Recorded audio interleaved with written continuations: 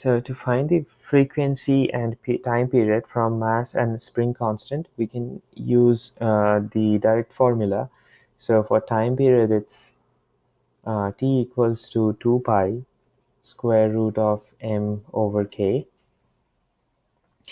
And from there, if we use the given numbers, we have 2 pi square root of m, which is 0.885 kg. And we divide that by the spring constant, which is 184 Newton per meter.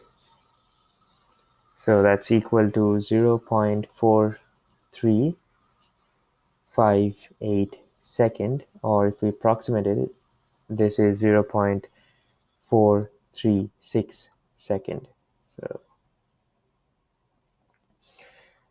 now for the frequency, it's just 1 over the time period. So that's going to be 1 divided by 0.4358 second, which is equal to 2.29 hertz. Now for part B, the initial speed is the maximum speed, and that can be used to find the amplitude. So Vmax is equal to a square root of k by m. And from there, if we solve for the amplitude, that's Vmax square root of m by k. Now using the given numbers, we have 2.26 meter per second.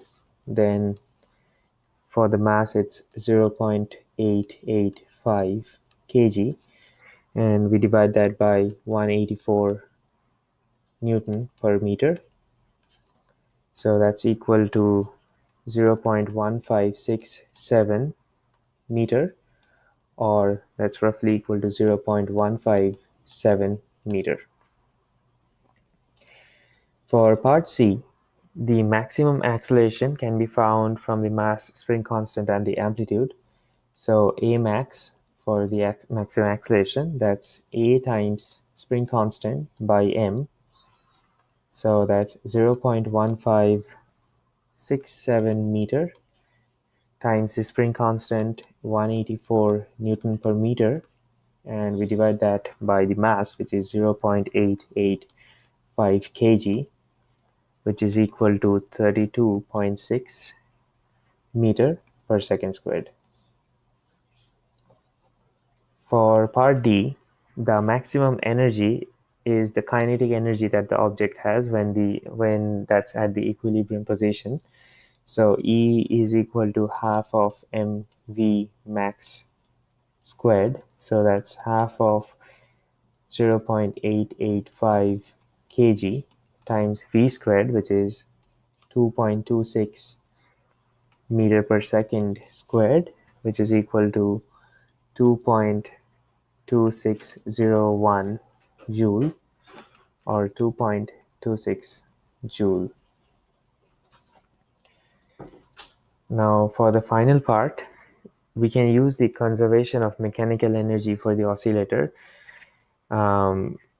So noting that we found the total energy in part D, and that another expression for the total energy, E total, is equal to half of k a squared. So we can write E is equal to half k x squared plus half mv squared, and that's equal to half of k a squared. So from there, we have half of k, where x is 0.4a, and then there's a square, plus the kinetic energy, that's equal to half of k a squared. Now from there, we can solve for the kinetic energy. So kinetic energy is equal to half of k a squared minus half of k 0.4 A, and then there's a square. So that is equal to half of Ka squared, 1 minus 0.4 squared, which is equal to E total times 0.84. Or now we know that E total is 2.2601 joule, and times 8.84 gives us 1.9 joules. All right, thanks for watching.